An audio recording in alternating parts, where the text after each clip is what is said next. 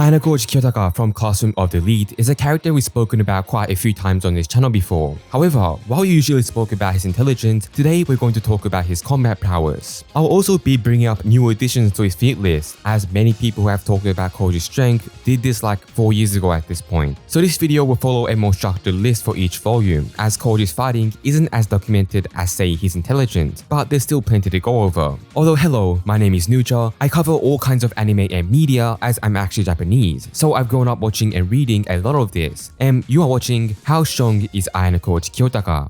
While his musical memory remains intact, Ayanokoji expressed multiple times throughout the series that he no longer holds the strength he did in his prime. So to say without the constant wiring training and due to his wish of living a more normal and mundane life, he's gradually losing his strength. However, he also says that using the school's equipment, he could train back to being even stronger than he was when he first arrived in the school. This may or may not be comparable to his prime strength, but for the sake of simplicity, we will attempt to infer his prime strength using all his feats and statements, and attempting to analyze his narrative through his current self to do that. One last thing to note is that Classroom of the Elite is a light novel, so obviously it's extremely hard to guesstimate power levels to scale characters when we have very little visuals to go off. But since it could lead to inconsistencies to use the other materials, we will tally all the scales we could give Ayanokoji based on the material and the type of scaling, whether it be purely on using an average value or pixel scaling with multiple steps. To start off, we need to explain some context about his strength. As many of you know, Ayanokoji comes from the White Room, a secret project manned by his father who wishes to create 100 perfect people to lead Japan to the future. Besides the academic and intellectual subjects they studied as shown here, the students were also forced into many physical activities, including swimming, judo, boxing, karate, jeet kune do, taijutsu, aikido, and likely Muay Thai, with more unknown ones confirmed to exist. If we include what was shown in the anime, then we can add Brazilian Jiu-Jitsu and MMA.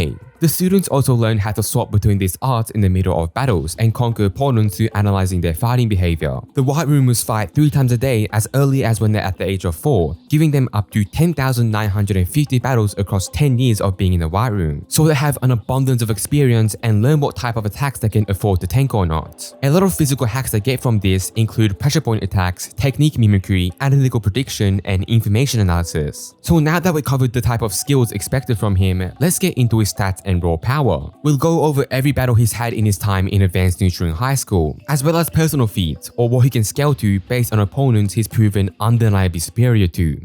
In Volume 0, when he was a child in the White Room and remained as a final student in his generation, he was made to fight other adults, considering they were normal students of his age to battle. The only notable thing about this is that he was strong enough to aim to break their bones. We don't know how strong those fighters were, but it's a strong feat to consider. Now, let's skip time a bit towards another example of Koji's fighting ability. Way older now, within advanced neutral high school in Year 1 Volume 1, Ayanokoji decided to take a night stroll, and he coincidentally walked up to Manabu Horikita berating his sister for her following him into ANHS. Ayanokoji watched for a bit and instantly figured from Manabu's pose that he was planning to drop Suzune on the concrete, so he intervened to help her. Ayanokoji grabbed Manabu's wrist to stop him from initiating his attack. He asked him to let go of Suzune's wrist, to which Manabu asked the same of Ayanokoji. The moment Ayanokoji let go, he was attacked with a backhand from Manabu, followed by a kick to his vitals. Ayanokoji managed to dodge all their attacks. Manabu finally extended his right hand, planning to flip Ayanokoji over, but Ayanokoji slapped his hand away.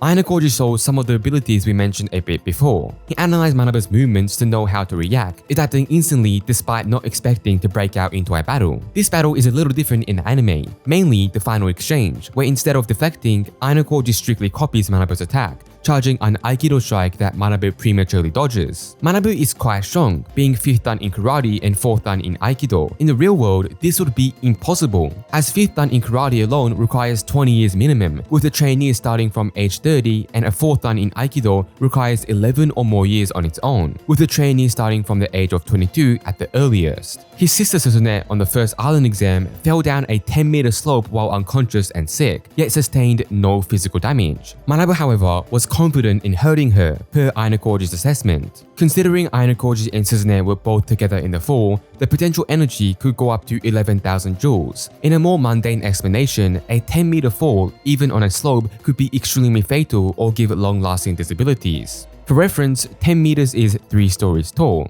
Manabu being able to hurt her means he attacks 10 times stronger than any peak normal human. His attacks would cause severe damage to any untrained person. If you use this proportionally, this would mean Manabu is also 10 times faster than the fastest normal person, making him able to fight 200 meters per second or 720 kilometers per hour, though naturally, this doesn't translate to his actual running speed. However, if one doesn't want to use that logic, then Manabu on the lowest end should be able to attack at the speed of 20 meters per second or 72 kilometers per hour, which is a max speed that professional martial artists could reach, in virtue of his experience being quite literally impossible for any real fighter to achieve. So this value just works as something we know is impossible for Manabu to be lower than, even though logically he should be magnitude stronger than it. However, even if we don't consider this, Manabu's high-speed attacks would still generate an average of 3000 joules between punches and kicks. This, of course, is still just a very low end, based on the fact that Manabu wouldn't possibly go all out on his sister or a random student. In the first mini side volume of Year 1, we get a humorous moment in the first of many between Ayanokoji and Ibuki, where they get stuck in an elevator. Ibuki kicks the elevator twice, denting it first and making it sway with a second kick. This might seem mundane due to the narration, but they're actually really powerful feats for a character like Ibuki. In order to dent the elevator, counting the hypothetical surface area of her foot and the yield strength required, Ibuki's kick should have packed at the very least 25,000 joules, enough force to slightly shake the average car. On the max, doing this feat could require Ibuki up to 50,000 joules. Her second kick needs to have enough energy to move the elevator with both her and Ayanokoji in it. In order to overcome the static friction and tension of the whole structure, as well as making out the difference that Newton's third law will put, you will need to apply 460,000 newtons of force. Using the same small surface area of Ibuki's foot, she'd have applied 46,000 joules of energy for this attack. In both cases, her kicks would have to be around 100 meters per second or 360 kilometers per hour more or less to dish out those levels of energy with her weight. This is much slower than what we found Manabu could potentially do, being consistent with the fact that Ibuki is narratively weaker than him, with her being more of a street fighter compared to the professional Manabu is. Ayanokoji also personally states that he could potentially open up a hole big enough for a human to crawl through. To be fair and logical, human here should refer to teenagers, as in him and Ibuki. The most logical way Ayanokoji is doing this is by peeling the door open, as it's very unlikely that Ayanokoji has the destruction capacity to kick or punch a hole straight through it, as he himself thought that destroying it might be impossible. So, the work being done has to overcome the bending moment of both layers of the elevator doors. The doors will need to be pushed about 30 centimeters, and the force required for each is 150,000 newtons. Meaning, for both layers, Ayanokoji is exerting roughly 90,000 joules, being consistent with the fact that Ibuki's attacks weren't enough to make a significant opening.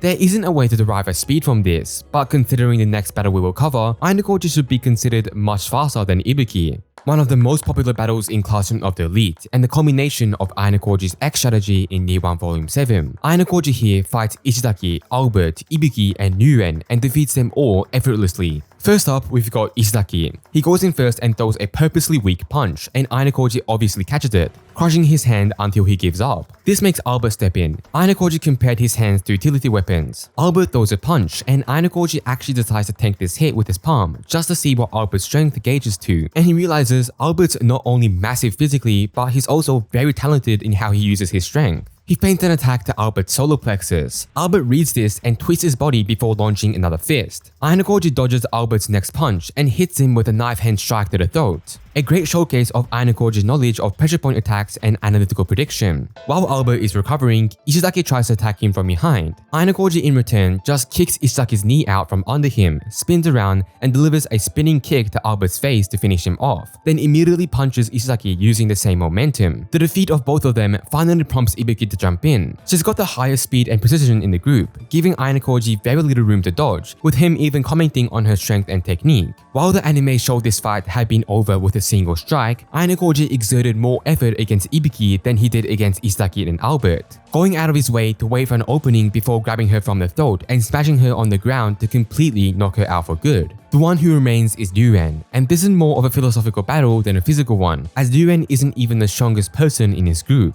The anime might show this to be a much more grandiose fight than it is, but it also adds an interesting feat for Ryuuen. The anime handles the fight differently from the light novel, seemingly happening in a storage room of sorts. Because of this, we get a feat of Ryuuen throwing 6 iron beams at Ayanokoji. When pixel scaled, these beam weights could go up to 460 kilograms. However, in real life, they should only weigh around 195 kilograms, so we'll go with that instead. Considering the attack requires Ryuuen 3 frames and the arc of the attack is roughly 1.5 meters, the acceleration would be around 200 meters per second. Then Ryuuen needed about 40,000 newtons of force for this feat. Considering all the weight of the beams and the speed of the attack, this would give us about 60,000 joules of force and 25 meters per second of speed for Ryuen's combat abilities. If we were to accept this, then it adds up with Ayanokoji's previous feat of defeating Albert, who's stronger than Ryuuen. It should be noted that in the very next volume, Ryuuen attempts to attack Manabu after blinding him with snow. Despite Manabu being blinded, he blocked the attack effortlessly, affirming the narrative of him being a prodigy beyond normal students,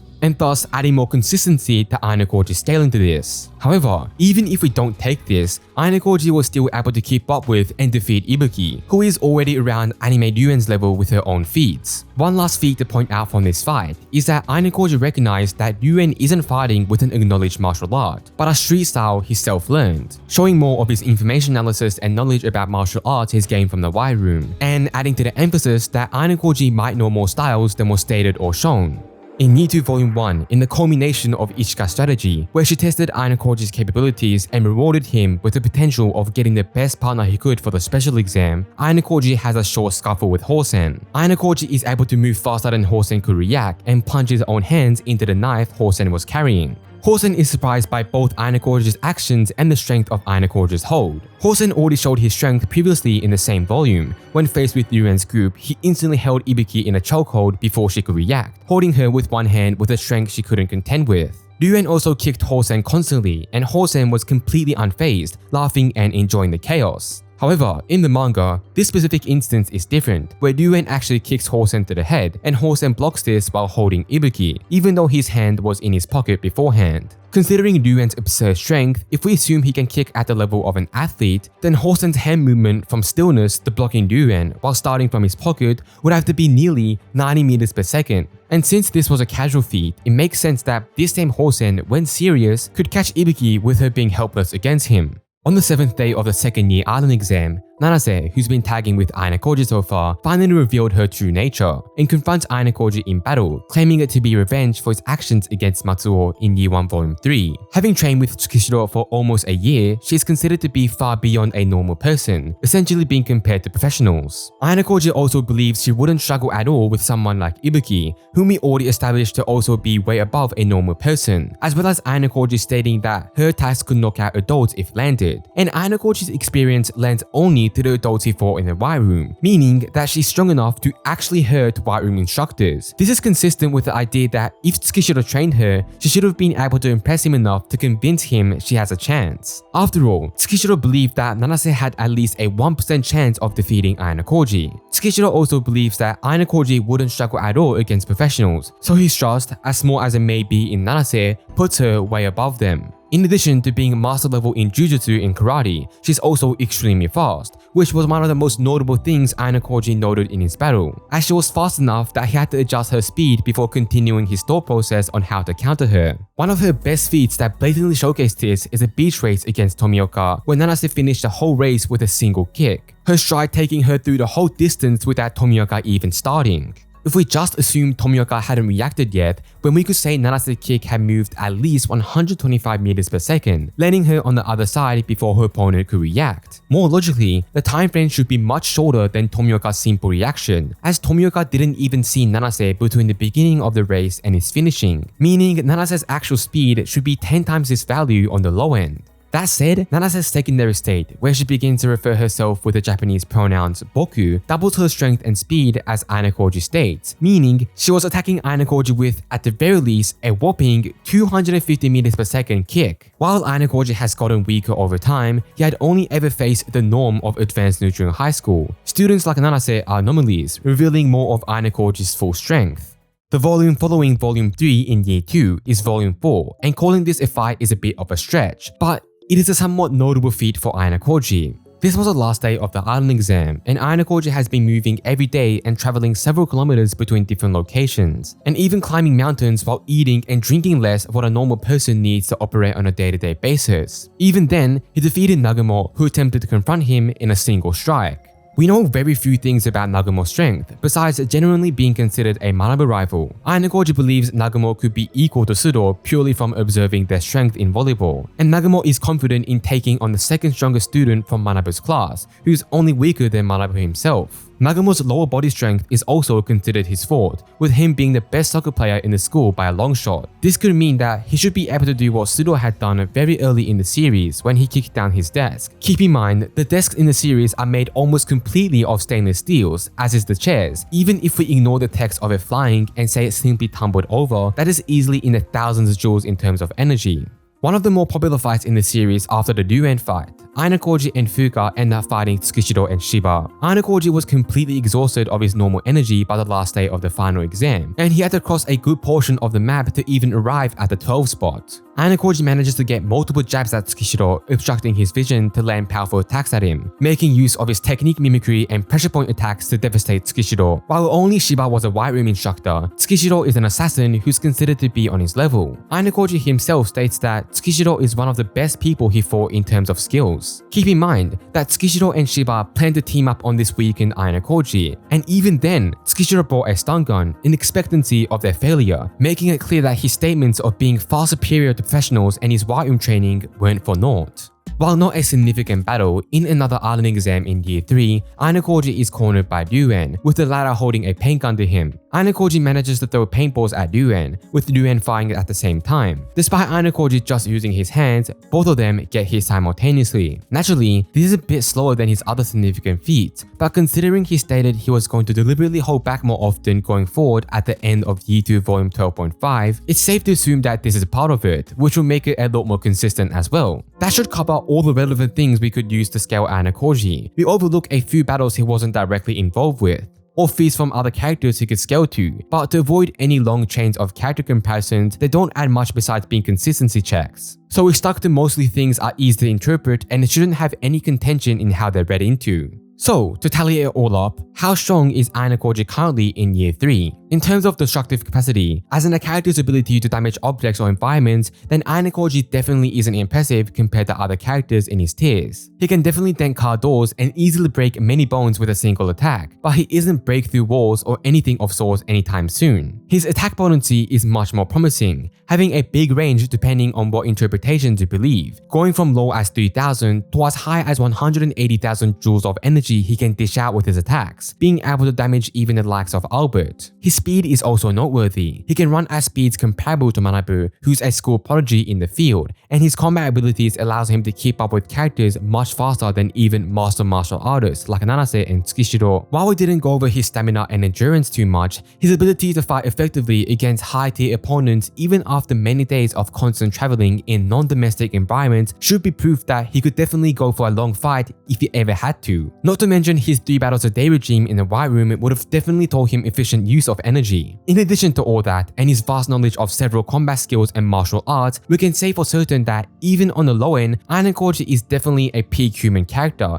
potentially even superhuman. While not the most explosive in terms of strength, his vast array of skills should allow him to keep up with almost any opponent who doesn't immediately outclass him in speed or vastly outclasses him in strength.